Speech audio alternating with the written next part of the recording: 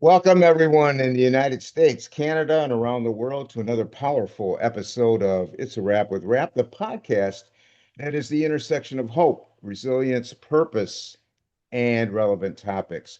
I am your host, Ron Rapaport.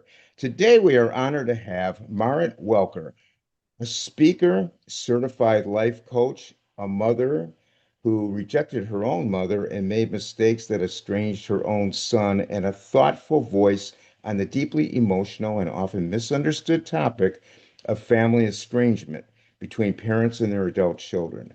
Marrit brings clarity, compassion, and insight into the complex dynamics between mothers, fathers, sons, and daughters who have become distant or completely disconnected.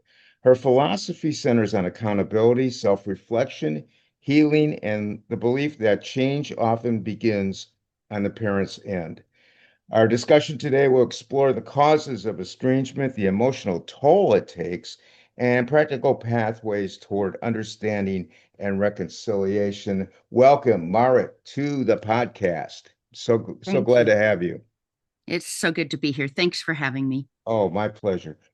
Now, Marit, how do you define family estrangement and just how prevalent is this problem? Okay, I personally define it in two ways. The Okay. real one is when a person goes no contact with their family member, when they stop interacting with them and cut them out of their life. And the secondary one is when a person goes cold. They might still show up for Christmas dinner, but just you can feel their hostility and their resentment. And they want to be around the other family members, but they don't want to be around the parent, that one parent or both parents. And so that's maybe a precursor. It's something that minors can do when they can't move out. They can still just really shut down their parents. And so those would be the two categories I would describe. However, it's the one where you're completely cut out of their life that the studies and things that I have talked about, that I talk about, are related to. How prevalent is it? 1 in 4 Americans is estranged from a family member. 1 in 4 fathers is estranged from a family member. And I don't know how the math works on that, how that was measured. Dads can have 5 kids, maybe be estranged from all, maybe be estranged from one. But also, there are many mothers who are estranged from their adult child. And this is the child's choice of cutting off the parent that I refer to. And that's mostly the huge percentage of it would be Yeah, from the there, child's end of it. there are 68 million estrangements in the United States. Wow. And it's not as strong in other parts of the world, but in some areas it's close to as strong. But yeah, in the United States, it's the worst. It's a trend that's growing and getting pushed all over. It's just really tragic. And you don't hear anything about this. No, it's called the silent epidemic for a reason. It's not something you brag about. If you go through a divorce, you may or may not put that on Facebook, but it's just not something that you're going to be proud of. Well, in this case, the child cutting the parent off, it's the ultimate rejection. And what does that say about you? And what does that say about your job as a parent? And parents, especially mothers, are so full of shame and guilt, and they just don't say anything. They keep it to themselves and they suffer in silence and they carry it all and it just grows inside of them. It's a terrible tragedy. I know we're going to get into more detail and more questions, but do you see a high percentage emanating from divorces? Oh yeah, absolutely. Um, the biggest cause for this, and there's many causes, but the biggest cause by far is the influence of another person. And frequently that's when there's a separation or a divorce, the child lives with one parent primarily. They may absorb resentment and anger, even if the other parent says nothing. They can sense that and sense the pain that their parent has, and they become protective of that parent about the ex, the one that is the non custodial parent. Right. And vice versa, if they are raised, with discipline and organization and requirements, sometimes those children rebel. And the minute they turn 18, they move in with the other parent. And that other parent is so excited to have them that they're not as strict and they're more enabling. So instead of being nurtured and taught in a certain direction and formed and required to produce, they're suddenly allowed to do what they want. They're 18 years old and they love having this new parent who just dotes on having them in their life finally. And so suddenly that can make the other parent look really bad. So that's primarily it. And of course, through the decades, so many of divorce cases have ended with mother being the primary custodian. And I believe that contributes. This is just my supposition, but I Yeah. believe that contributes substantially to the fact fathers are so much more often estranged from a child. Either that Okay. or fathers are bad more often. That I'm makes just kidding. sense. But, that's what I assume. Yeah. So, tell us a little bit about your journey and your background concerning your estrangement from first your mother and then your son. Well, I was estranged from my parent when I was in my early 20s. And it was a time when I was really struggling with a lot of pain. I had developed depression and anxiety. I was in college, and my mother was on the other side of the country raising my four younger sisters. Okay. And in a difficult circumstance. And during that time, I ended up blaming her for the pain that I was going through. Were there problems growing up? Absolutely. My mother was imperfect, if you can believe it. But she wasn't an abusive mother. She wasn't a neglectful mother. She was herself. She was raised in an entirely different environment than I was. And she did the best she knew how, and it was great. But in my mind and in my heart, the definition of a perfect mother was different. And I felt like I deserved that. And I felt like I was worthy of it. And so if she wasn't that, then that was bad on her. And yet it was all right up here. And I ended up developing more and more resentment for that. And yeah, as I said, there were some problems, but nothing extreme. And over the years, those problems grew in my heart. And I tried and I tried and I tried to forgive and let go. And I couldn't. I nurtured those problems. I just nursed them stronger inside of me. And I didn't mean to. But here I am 20 years later, still having nightmares about it, about things that either didn't happen the way I remembered them, or weren't as big a deal as I remembered, all because I had set up impossible expectations. I expected her to be someone she was not, nor could she be. And that was just a disaster and incredibly unfair. So you would say that as you matured, and as you got older, you realized she probably was doing the best she could. Oh, more than that. It actually took something because, as I said, I tried and tried to forgive her, and I just couldn't change my heart. And what it took was there was a small car accident, and in my mind, I could picture losing her. And at that point, I was so filled with pain, the thought of losing her, and then immediately filled with incredible love for her. Not my love for her, but I felt like God's love for her. Uh-huh. I'm a devout Christian. And so what happened was with those incredible feelings of peace, suddenly it was just, I realized how special she was and how wrong I had been right in one instant. And Wow. after that, I respected her so much more and I was so much more grateful. And it still wasn't easy to get along because, it's kind of like lemon lime flavor. That's me and she's chocolate. They Yeah. don't really go together. Yeah.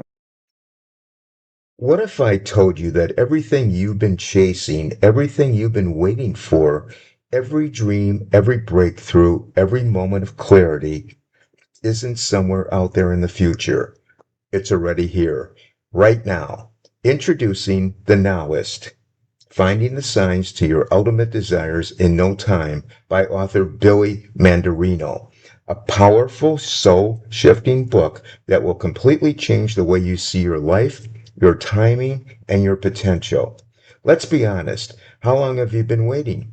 Waiting for the right moment, waiting for success, waiting for clarity, waiting for life to finally click into place.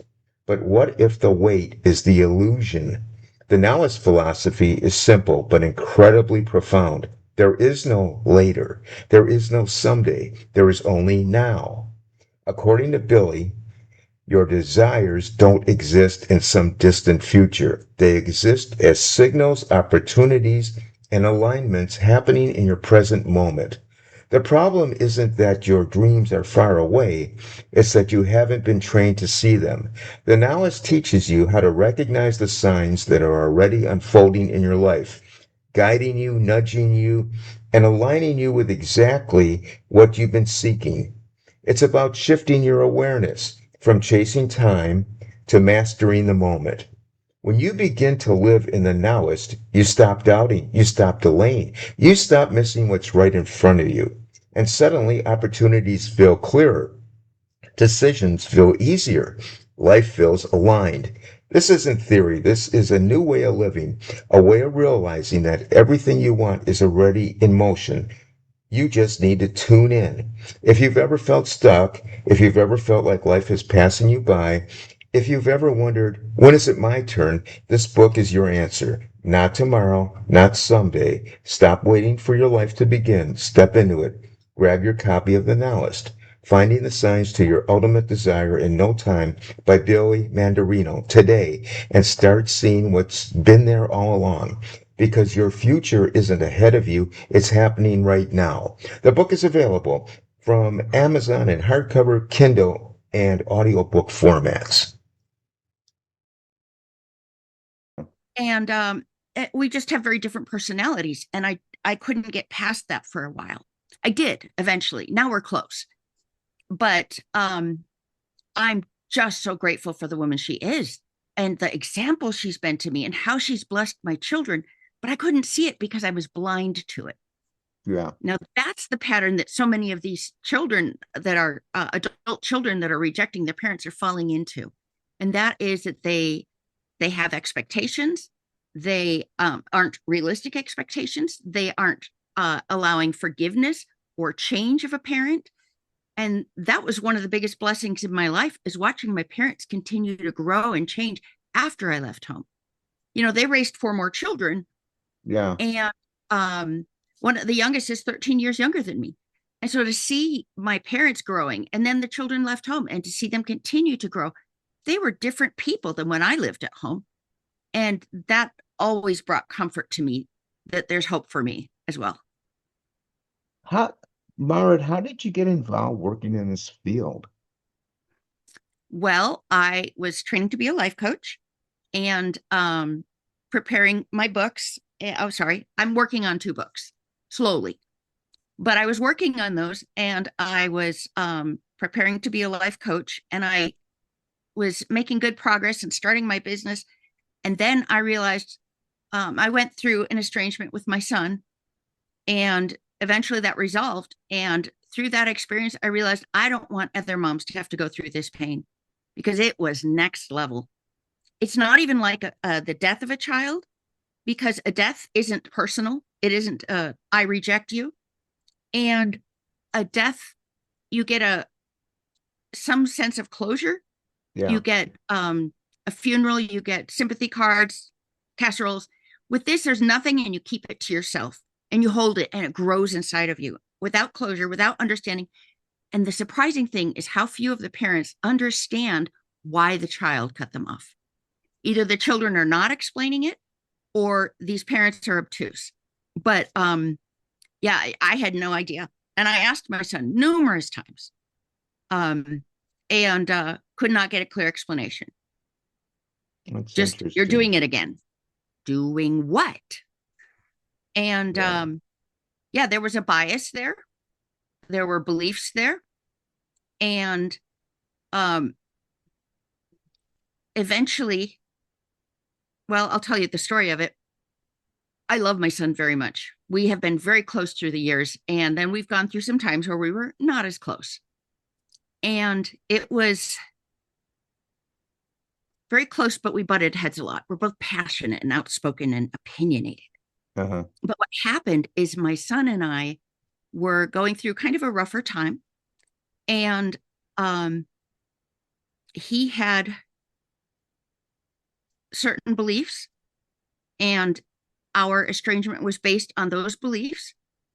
And I blamed him. I thought it was all his fault. It's all in his head, his problem. He's making things up. Everyone in the family agreed with me. And so I was just angry. I wasn't sad. I wasn't frustrated. I was just angry. It's his fault. He did it. Yeah. Well, but I knew that pulling apart and not trying to bridge that gap desperately was the right thing, because I really wanted that to be a new relationship going forward, and I needed to stand up for what was right. Okay, so 2 days later, I'm walking up down the hall upstairs near the guest room, and I see a Hot Wheels toy that got left behind. And I picture the grandchild who adored that toy, and I collapse on the floor. And I am weeping uncontrollably. I have never cried like that in my life. I'm not a crier. And I felt so much pain. And during that time, I was just overwhelmed with pain. And those grandchildren had lived with us for a time, and we were best buddies. It was really hard. And I didn't know if I would How see old them was your again. son? How old was your son when I this don't go happened? into details about that. I Oh, promised him there's a lot of things I won't say because it's very personal and private. okay, okay. And I'm willing to talk about my end of it, but I Yeah. don't discuss their end very much. But what happened was, at that point, I was so overwhelmed. Now, as I said earlier, I'm a devout Christian, but a few days later I prayed, and I asked God to carry this pain for me. And with my heart and soul, I prayed that God would take this pain from me and carry it for me, and he did. And Excellent. instantaneously, as soon as I said those words, it was a fact, like the day of the week, what year it is, who the president is. It was just a fact, and there was no emotion attached to it. And I chose to not dwell on it. I didn't want to tempt fate, Uh-huh. but the pain was gone, completely gone. And it was just like, okay, I can carry this. And that's when the healing began. You see, no parent is perfect. Every parent has blind spots. And at that point, that's when I began to see my blind spots. That's when I began to see what I had done wrong, how I had hurt him, how I had offended him, and how I needed to make changes. And I did. And I worked hard on those. And I still have, obviously some room to grow, but I've come so far, and I changed me. And in doing that, when he came back into my life, he was ready to be around me because he could see that I was a different person. Yeah. Yeah. And I wasn't changed in order to help him or to cater to him. It was more of I had changed my core of who I am, my identity. That was the biggest shift. It wasn't anger. It wasn't shame. It was, I know who I am. I know what I'm about. And knowing my identity, for me as a daughter of God, everything else diminishes in comparison of importance. It was a And so, growth process, it sounds yeah, like. Yeah. exactly. Yeah. Exactly. I cannot, and no parent can change their child, especially their adult children. What you can do is change yourself. Right. And when you are in the right position, when you are living your best life, when you have become that strong and humble person with a strong identity, when you've found your God given purposes to walk forward, at that point in your life, that's when I teach them how to reconcile, because we were able to. It was so awkward at first. They showed up at our door. They called about 5 minutes before they got here. They lived 90 minutes away. So didn't give us a lot of notice. And I debated not coming out, but I did. And we sat there very awkwardly and stiffly. And then the children went and grabbed the toys from the corner because, Grammy has the best toys. Yeah. And so they started playing with them in the middle of the room. And then one of them ran over to the fridge for the Grammy snacks because he knows I always keep fresh fruit for them. And it was as if nothing had happened. And suddenly we were family again. And it wasn't completely calm yet, but we were family again. It felt right. And so then we eased into it. And with a few more visits, it felt good. And now I think it feels great. So now, instead of distance and not knowing what's going on in their lives and not being involved when a new family member arrives, that was painful. Yeah. I can find out that they got a new ice cream machine and see the grandbabies eating ice cream together. Yeah. And it's such a privilege to be a part of their lives again.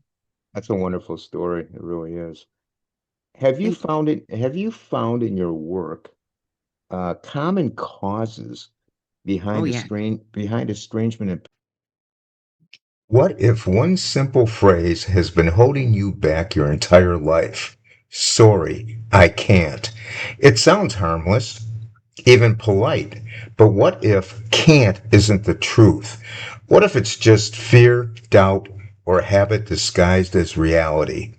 In the powerful and eye-opening book, Sorry, Can't is a Lie, author Arthur Lee, inventor of LifeVac, the anti-choking medical device used worldwide that has saved thousands of lives, challenges one of the most limiting beliefs we carry every day.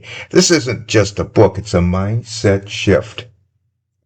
Arthur takes you on a journey through the hidden ways we unconsciously limit ourselves, whether it's in business, relationships, health, or personal growth. We often default to I can't without ever questioning why. But here is the truth. Every time you say I can't, you're closing a door that may have been meant for you to walk through. Inside this book, you will discover how to identify the patterns that keep you stuck, how to replace excuses with action, and how to move forward, even when fear is present. Because courage isn't about having no fear, it's about taking action despite it.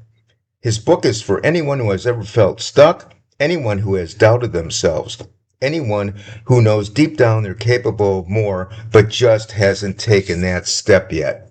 Arthur doesn't just inspire you, he challenges you. He asks you to rethink your language, your habits, and ultimately your life. Because the difference between where you are and where you want to be may be one simple shift. From I can't to I will try, to I will learn, to I will grow. So the next time you hear yourself say, sorry, I can't, pause, ask yourself, is that true? Or is it time to rewrite the story you have been telling yourself? In this debut book Arthur has written, he shares the uplifting wisdom and invaluable lessons that have guided him through the highs and lows of his inspirational life and career.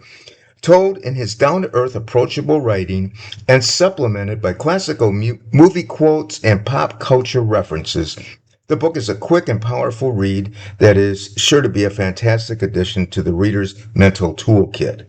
Sorry, Can't is a Lie may prove itself to be another life-saving device on its own.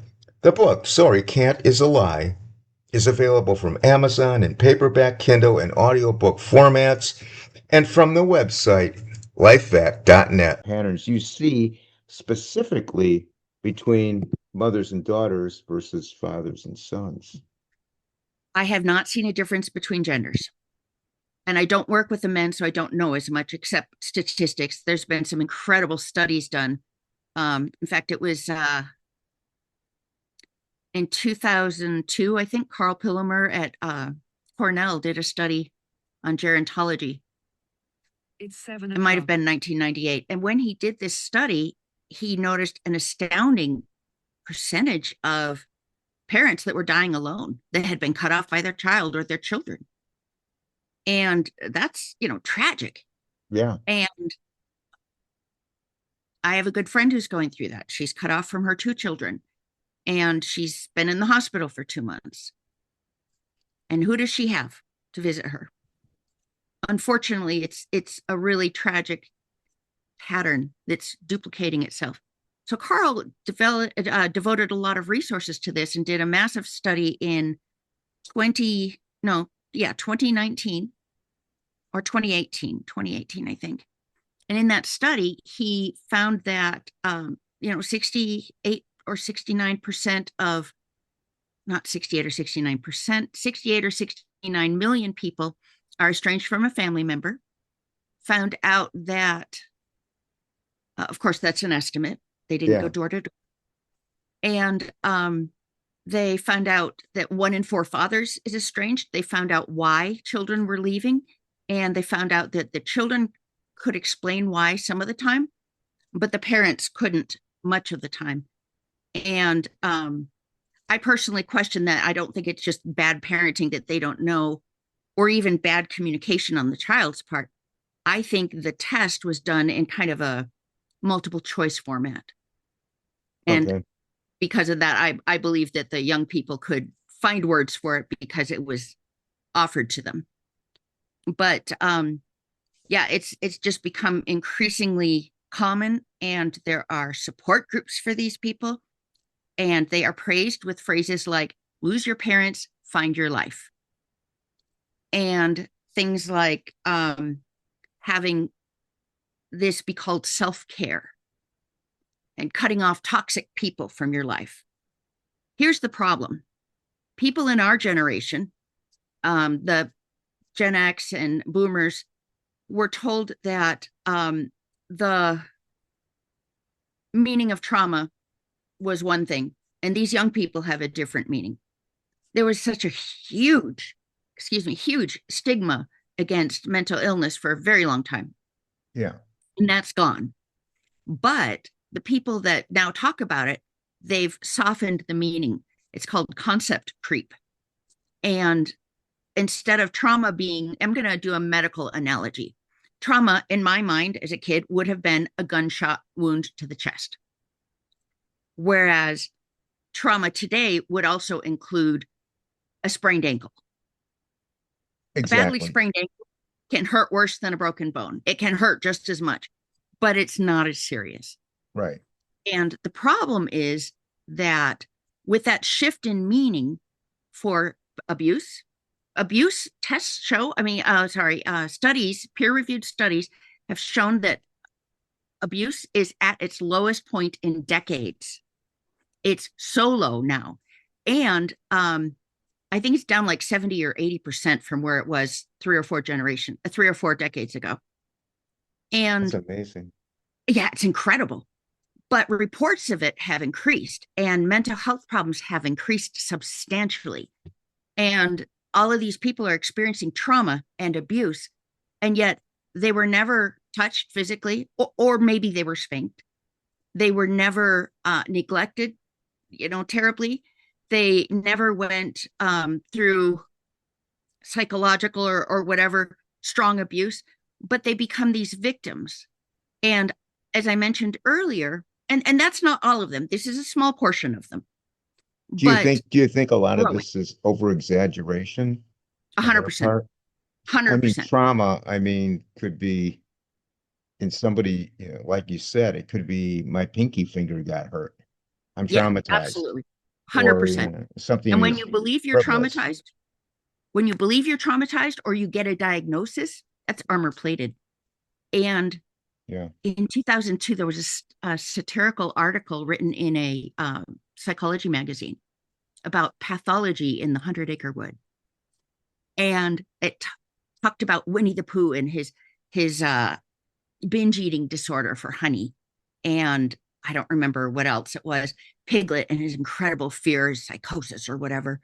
Um, Rabbit had narcissism, etc.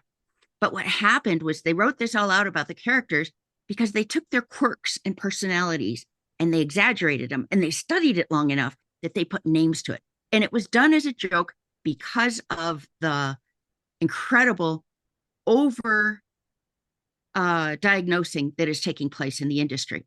So This was, this is generational. oh, absolutely. Absolutely. So, Okay. so what happened is that was 20 something years ago. And now people actually took it seriously at the time and used it almost as a banner to carry them forward. And so we end up with people who are overdiagnosing like crazy.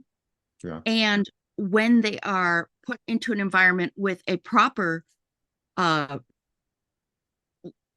clinician and diagnosed according to the DSM guidelines, doesn't hold up. 60% of the time for depression, I don't know what it is for anxiety, but 60% of the time for depression, it doesn't hold up.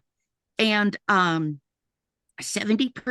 of general practitioner diagnoses for PTSD, false. They're wrong. They're describing that, but it's not the case.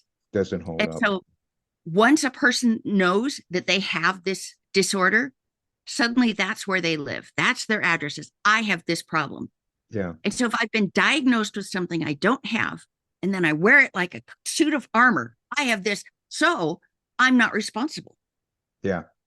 Then use they it as a live in a crutch. world, they live in a world where the world is out to get them and they are victims. They have no power, nor do they have accountability. But other people do. They hold their parents accountable, but not themselves. Oh, sorry. One last thing on that. For the accountability for parents, Freudian psychology was based on a premise that most of where we are today is based on what happened to us when in our formative years when we were growing up. And that's been proven false repeatedly. Multiple peer-reviewed studies have shown that that's not true. But that is the premise that is being used in this trend that's pushed on social media with podcasters. The It's a Wrap with Rap podcast, the podcast of hope, resilience, purpose, and the pursuit of wellness, has the privilege to educate our audience about TeleWellnessMD, a physician-led telehealth platform connecting eligible patients with licensed providers for prescription-based wellness therapies that practices education first and oversight always. TeleWellnessMD is not a supplement company, not a replacement for primary care, and does not ship without provider approval. All treatments require medical review. TeleWellnessMD works as follows. An account is created for you, a consult with a physician occurs, an order for therapy ensues when prescribed, and you now start your wellness journey. Ongoing support is included. There are no additional fees required. TeleWellnessMD focuses on metabolic health, recovery, energy, hormonal balance, sexual wellness, healthy aging, cognitive clarity, and immune support, all under licensed medical supervision. What is included with TeleWellnessMD is one price and complete care.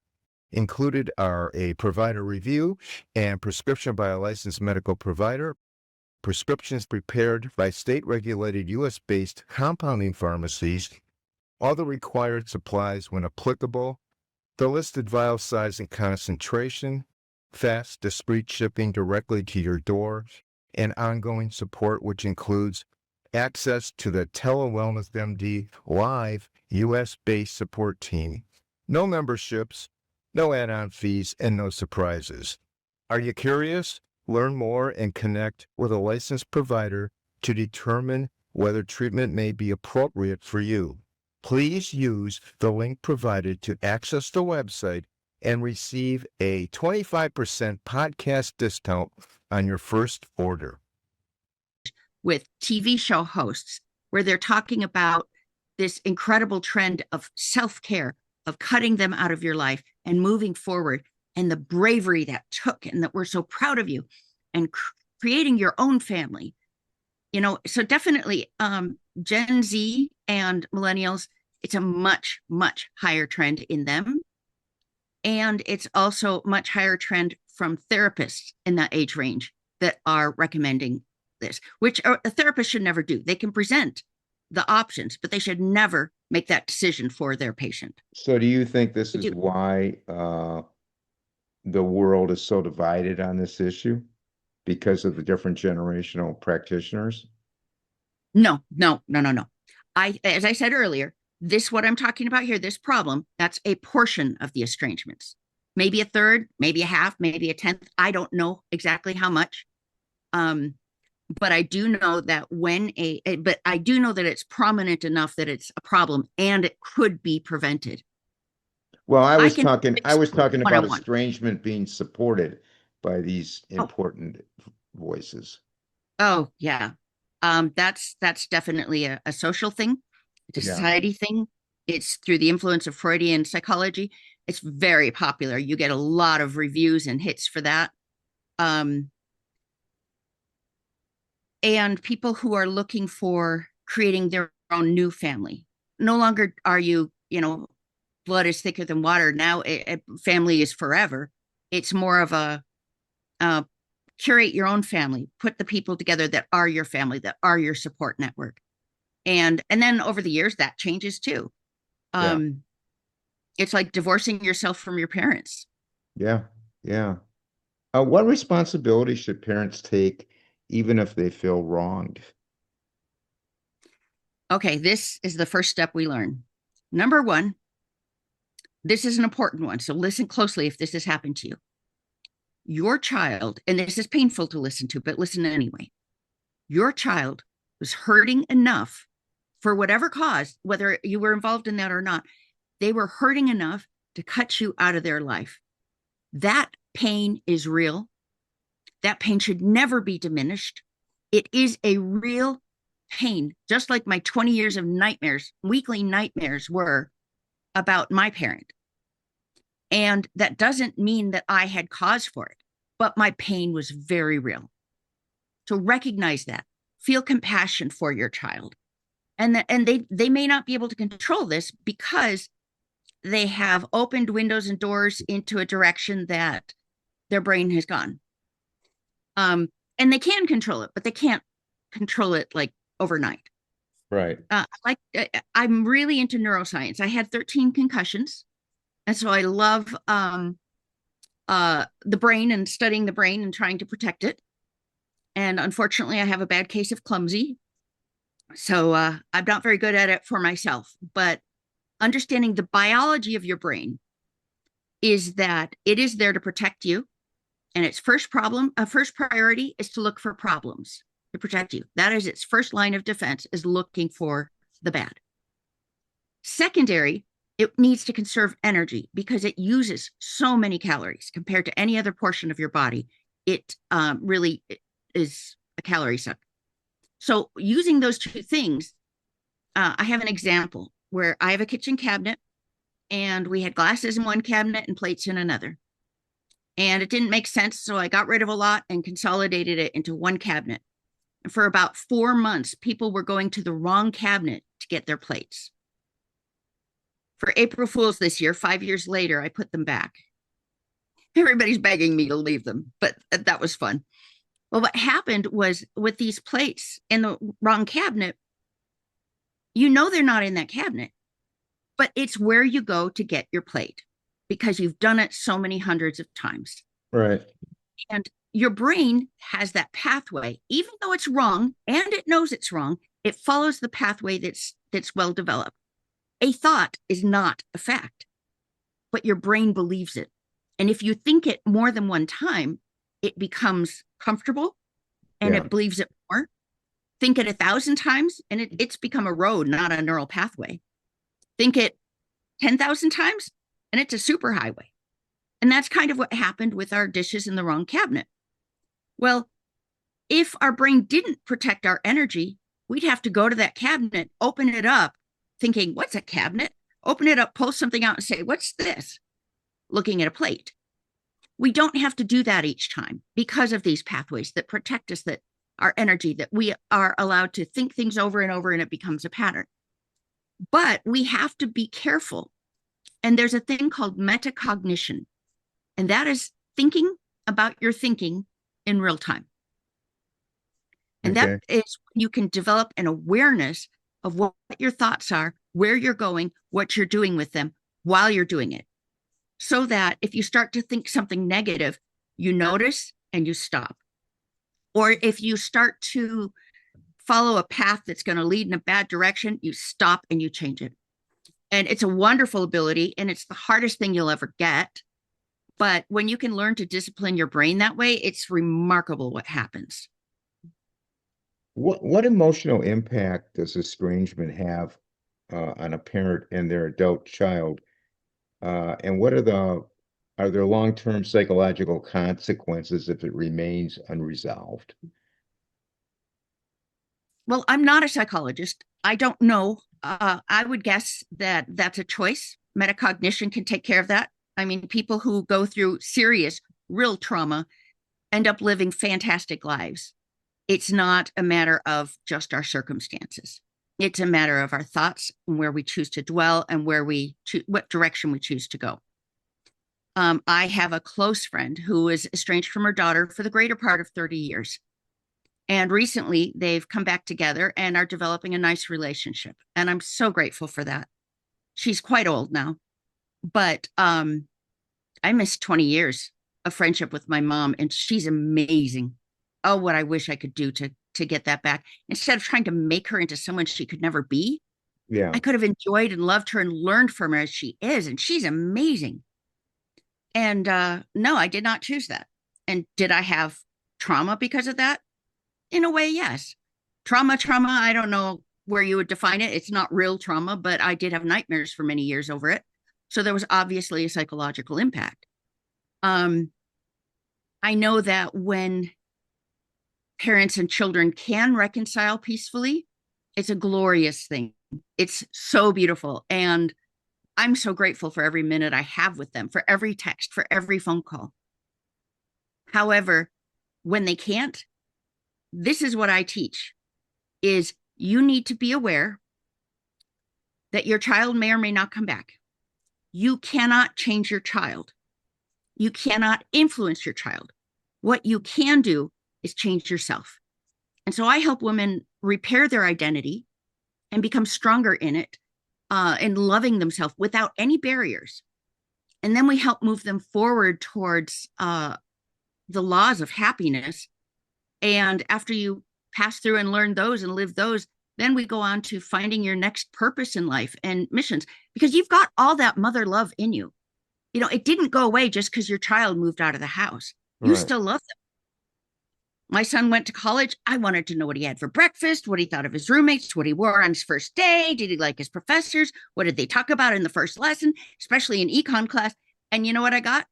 It was okay. It's just, it's a different stage of life. And we have to learn to pull back and not be as involved, and that is okay. Knowing that if we did our job, then they're going to live their own life. And do we want to be in it? Absolutely. Will we be in it? That depends on us and them. Yeah, And so I help them prepare to live and thrive while they wait. And I don't say until their child comes back, because their child may not come back. And I don't say in case their child never comes back, because statistically about 80% of them do return, almost 80% do return to their mother someday. But no matter how long they're separated, it's not forever. It's you're waiting. Even if you wait till the end of your life, you're still waiting. You don't give up. You don't reject your child. You don't do what they did. And you learn to keep loving them from a distance, let them live their life. And every life has a different path and a journey. And in letting go and letting them have their life, you can find yours too. And you can't say, oh, I'm going to go back to who I was before I dedicated my life to having children. Because I don't know if you know this, Ron, but when I ask a man who he is, he'll tell you his career. When I ask a mom who she is, always mom is going to come first in her heart. I don't care if she's CEO of a Fortune 500 company, she is still a mom first in her heart. yeah, Unless there's yeah, something wrong with it. And that's something that it might be close, it might be almost even, but that mom thing, you don't get it out of your heart. And so with all that love, that isn't just your identity, it's a part of you, and it's who you are. That mother love can go on to bless many people in many ways, and that is the source of greater joy, is serving others and living in gratitude and keeping a long-term perspective. You know, if I look at this week, life might be miserable, But if I stretch my timeline out and look at it from birth to death, it's a lot longer. And Yeah. suddenly it becomes a speed bump, what was once Mount Everest. And then in my perspective, if that timeline goes for eternity after and eternity before, then guess what happens? Any Mount Everest in my life is, the size of a human hair. It's not a big deal over such a long stretch. And so I think keeping a different, bigger perspective helps you go through your day to day, helps you go. You're still going to grieve. You're going to go through a grieving process, and that's okay. If you didn't love, it wouldn't hurt. It's supposed to hurt. The What's problem your, is when they weaponize it, what's when they're your doing it to overall, hurt the parents. just moving along because we're kind of running out of time, but Oh, I'm sorry. what is your overall philosophy about family repair through your still program offered through MaritWelker.com? Well, at martwelker.com, what I do is I work with Christian women primarily who are want to reconnect with their child, and I teach them to understand all of the causes that bring them to this. I teach them how to understand their child better and which cause probably influenced them. Then we move on to repairing their identity and who they are. We go through 4 transformations. We help them find purpose and meaning going forward. And they're going to be living a happy, meaningful life with or without their child. And when they are solid and in that position, then I teach them the skills needed to return to their child. Right now, I have a Still Here 5-day challenge, which is just people coming in and we connect. And then I spend 5 one-on-one coaching appointments, 30 minutes each, just 1 week of coaching. And what we do is we talk about repairing the identity, developing understanding, just for free for 1 week to give it a try. And that's available at maritwelker.com. That's great. That's great. So anybody listening out there that's going through this, and I'm sure obviously some are because the numbers are there. It's a it's a 5-day challenge, you said, right? Yes. And it's free. So Yes. we'll have that in the podcast notes. Uh, we've answered a lot of my questions. Uh, let me go on here. Where can the listeners find you? I am on most social media. I'm not on TikTok and I'm not active on Twitter, but I can be found on Instagram and on Facebook, LinkedIn, YouTube, and I have my own podcast, which is called Still Here for Estranged Christian Moms. Okay, so we have your website, maritwelker.com, Mm-hmm. Instagram at Marit Welker, speaker and coach, and your podcast is Still Here, and all that will be in the podcast notes. Thank you. So, oh, absolutely. In closing, what message would you give to parents listening today and adult children considering reconnection? All right. First of all, we all make mistakes and we can all change. We can all forgive. We can all move forward. And there is so much joy in doing that. It doesn't mean it's easy and it's not a straight path to come back. It can be bumpy, but it's worth it. I promise. And you will never find a more staunch supporter than a parent if they're a healthy parent. There are absolutely cases of real abuse. But if you're questioning whether yours was, then I'm going to assure you that it wasn't. And you may not have had a great parent, but you had an adequate one. And they probably did the best they knew how. So, as a parent, don't hate on yourself and don't hate on your child for whatever reason, whether it's a spouse, a partner, an ex, a parent. They have developed a different understanding, and then the brain naturally goes back. And when you remember things, you remember them from that new perspective, is how you see them. So you're going to have a very different experience because mom, after being cut off, is going to think, but I was a good mother. And then her brain goes back through all the same experiences and looks for all the evidence that she was a good mother. And so, because of that, recognize that your brains are not perfect and what you have been thinking is not facts, it is thoughts. And you can work through this. And it might not be easy, but it's worth it. It is so worth it. Well, that's great, and that's great encouragement, especially you're offering out there for hurting parents. You can do this, Absolutely. guys. You can Yeah, do this. absolutely. I want to thank you, Martin, for shedding light on one of the most painful and complex challenges families face today. Now, your emphasis on reflection, humility, accountability, and compassion offers hope to parents and their adult children alike. Now, estrangement may feel final, but as you have shared today, healing begins with courage and a willingness to grow. And I want to thank you again for being on. And when that book gets done, we will probably have you on again, or if you want to come on again. And I'm sure we just touched the surface of this. So Yes. you're welcome anytime.